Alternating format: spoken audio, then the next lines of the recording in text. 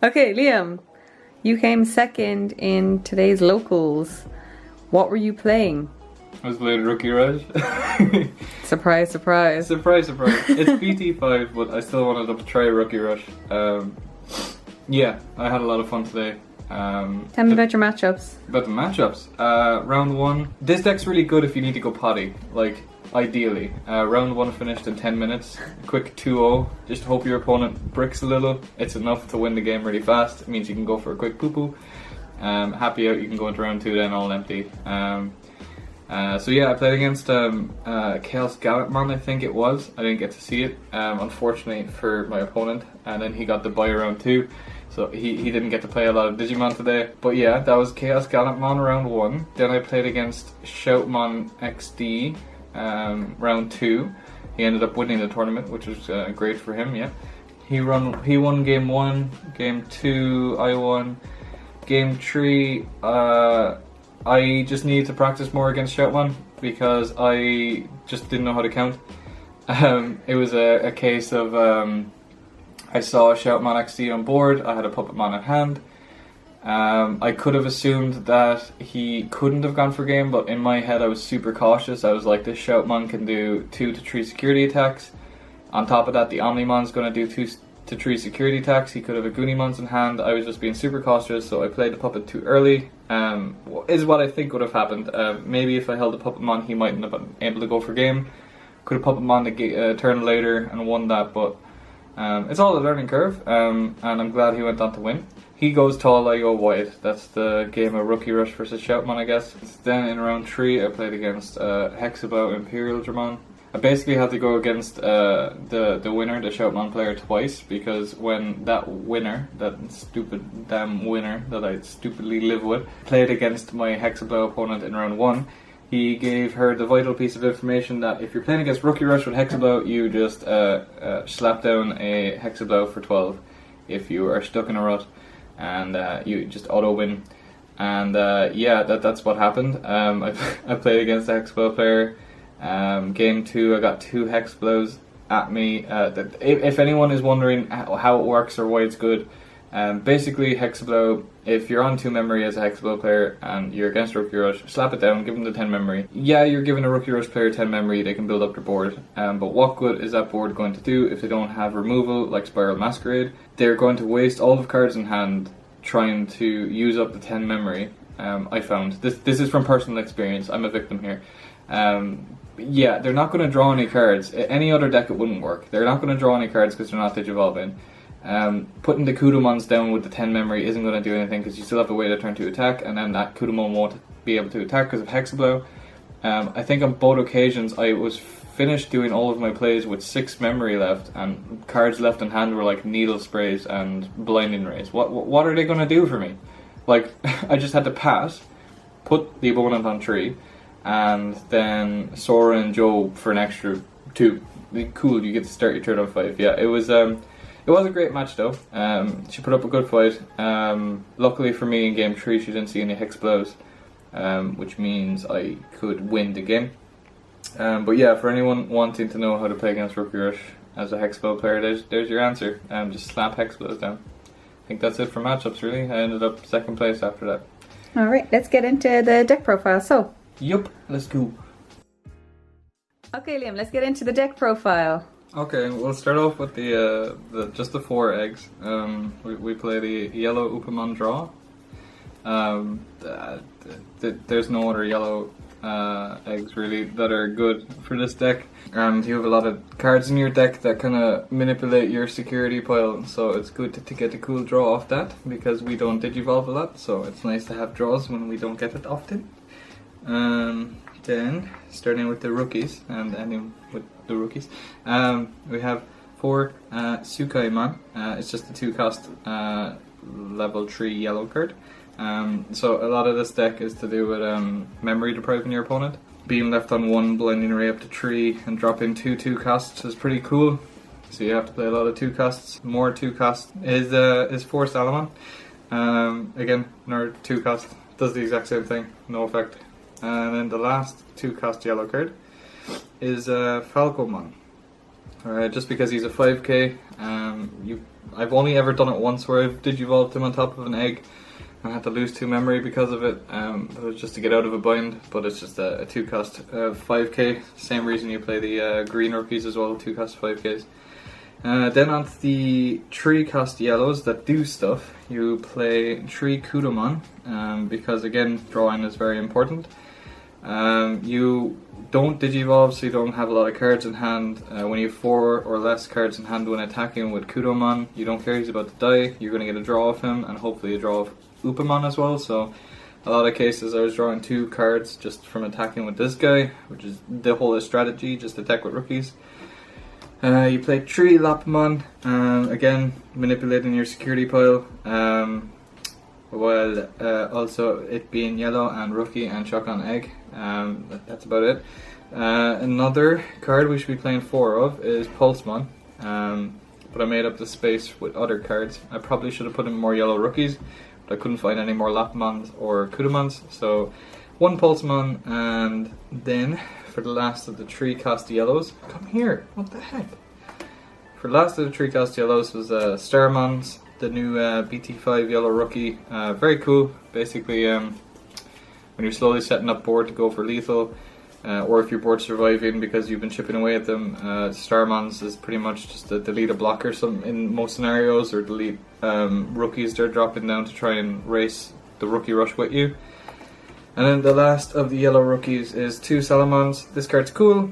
It's great to manipulate your security stack for the Upamons and the Kudam, for just the Upamon, sorry.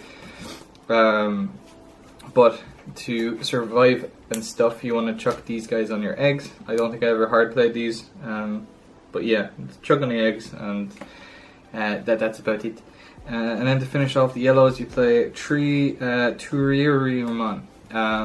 Basically, you're trying to make up for the fact that you don't digivolve a lot. So you want to draw off this guy. Also, he's 6k, which means you turn your little incy-bincy yellow rookies that aren't Falcomon into Turirimon for 6k. You can even turn Falcomon into 6k as well if you're just looking for a draw, and that's the only option. Going first, if you see him, is kind of cool. Just putting your opponent on 1. Most of the time you're going to be putting him on 2. But alas, this is quite cool. Reason you don't play 4, well, I mean, you could play 4, but the reason I didn't play 4 was this stuff like Salamon and Kudamon. You don't want to turn them into Turirimons because you want their effects. But then again, there are quite a lot of yellow rookies that are okay with being turned into Turirimon, like Pulsemon's done his job, Lapamon's done his job, Starmon's has done his job. Turning those into 6k dudes is kind of cool, so maybe I might bump it up to 4 in the future. Then onto the green rookies, you play 4 Leomon.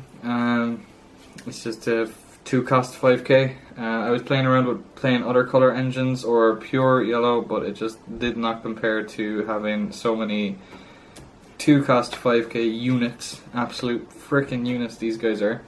And again, same theory as Turirimon. I wanted draw power. I wanted to fill the spaces that my Pulsemons weren't. So I played 2 Vegemon. I think Vegemon is quite cool. Hard playing him for 4 isn't the worst, but being able to turn your Leomon or Auroramon into Veggie to either memory deprive with the 1-cost, or you need to draw, or you just want to beat over Unimons, basically trading with them, or you want them, if your opponent's forced to block and it's going to be a trade with an Auroramon, you can turn it into the Vegemon and you're beating over Koalamons and Pedomons and stuff, and it's cool, it's cool. I don't know about Vegemon, but for now he's in the deck and he didn't do me any wrong this tournament. 2 Puppetmon, could bump this up, but I was seeing, when I was playing 3 and 4 of him, I was seeing a lot of him in hand, and that's not cool all of the time, so we'll just keep him at 2 for now. And then we have the best card in the deck, which is Blinding Ray. Undoubtedly the best card. When I first heard about yellow-green Rookie Rush, I was a big fan of the blue Rookie Rush, XV Mons and all that with the green engine.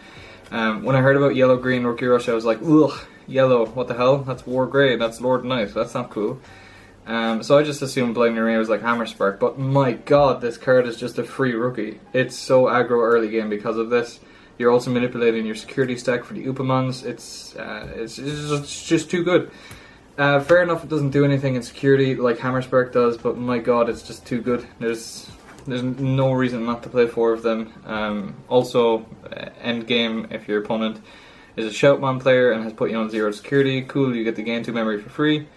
Another cool card that came out in BT5 along with the Starman's is Spiral Masquerade. Removal is very cool in this deck.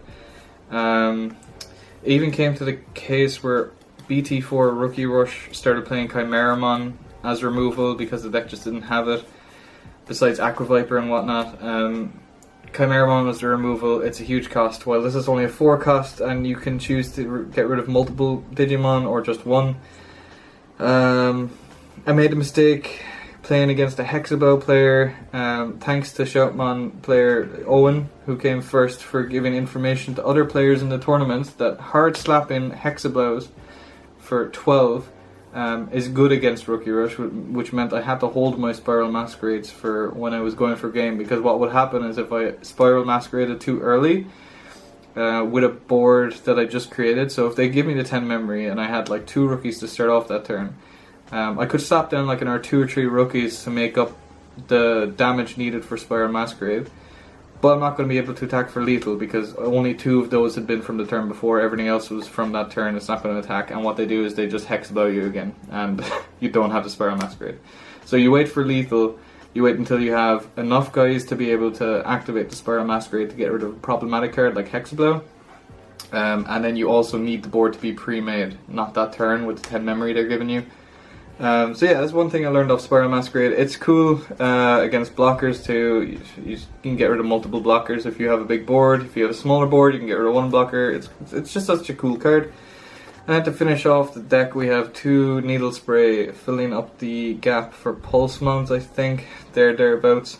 Needle Spray is quite cool. OCG we're playing 4 Needle Spray and no puppets. TCG started playing like 3 to 4 puppets.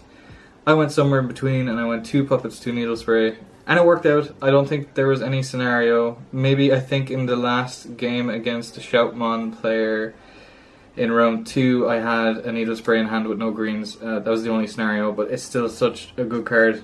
Security effect is good. It's just ideal to have in the deck. Could probably switch this. I don't like giving my opponent memory. The whole premise of this deck is to memory deprive your opponent, so maybe I might take out the Puppet Mons and play like the OCG did and stick to 4 Needle Sprays so you can just memory deprive your opponent. And yeah, that's pretty much it for the list. Right, so that was the deck profile. Do you want to say anything else about it? I hate Owen. That's fair. Yeah. It was a great tournament. Really enjoyed it. Don't know if I'm going to play Rookie Rush in the future. Might make some tweaks to it. Everyone there was super nice. I need to practice more against Shoutmon to be able to count numbers because I can't count. I don't know what to watch out for. Anyone looking to play Rookie Rush, this is a completely fine list. It's cheap. It only plays 1 Pulsemon. You can play no Pulsemon. It's still going to do the same thing, just 1 less draw. It's fine. Like I saw most of the time I was putting my Pulsemon on an egg anyway. It's just a yellow rookie. You can chuck something else in there. Everything's pretty cheap in this deck. It's you just need to find them, source them. Yeah, that's about it, I guess. Any shoutouts? Any shoutouts? Shoutouts to Lumchop Art for making a sick mat. It was a well thought out mat. It took a few days, but we have the final revision of the mat from him here with a Lord Nightmon and a Shoutmon here, you know, meta and stuff. And lovely. Yeah. Lumchopart.com, right? Yeah, if you go to lumchopart.com or any of the socials for Lumchop, you can contact me. Spoiler. If you want any commissions done or whatnot. Thanks for the deck profile and the information of where we can get some spicy deck drawings, I guess. Deck drawings? What even was that? Try again? Spicy playmats. You can get sleeves we're working on and some drawings. Digimon playmats, Did I get that right? Yeah. Okay. We're working on Digimon playmats, so keep an eye out for them. Yeah. Thank you. No problem. Bye bye.